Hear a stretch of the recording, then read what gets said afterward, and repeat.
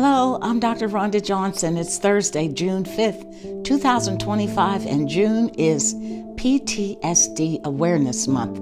Now, PTSD stands for Post-Traumatic Stress Disorder, and that's something that affects millions, but is still too often misunderstood. See, PTSD can happen to anyone, and it develops after experiencing or witnessing a traumatic event. And that could be anything from war or school shooting, from exposure to gun violence or other acts of violence, to accidents, disasters, and even child abuse. The symptoms vary. They can include flashbacks or fearfulness, nightmares, agitation, feeling numb or always on edge. Now, these are not signs of weakness.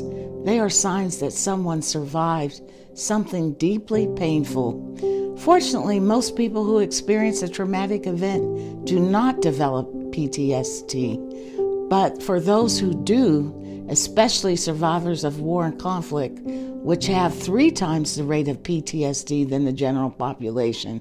Now, according to the World Health Organization, globally, about 4% of the global population, or 320 million people, will have PTSD at some point in their lives.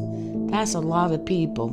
Now, women are affected at nearly twice the rate as men, and in the United States, some studies suggest higher rates of lifetime prevalence of PTSD among Black Americans compared to other ethnic groups, and the reasons for this are multifactorial. But there is good news, folks. Healing is possible. With the right support, nearly 40% of people with PTSD recover within a year, and treatment does work. It can include therapy, medication, mindfulness, peer support, deep breathing, and sometimes just simply being believed and supported can make all the difference. How is it diagnosed? Well, PTSD is diagnosed through a comprehensive assessment by a mental health professional, and that professional should gather information about the individual's medical and mental health history.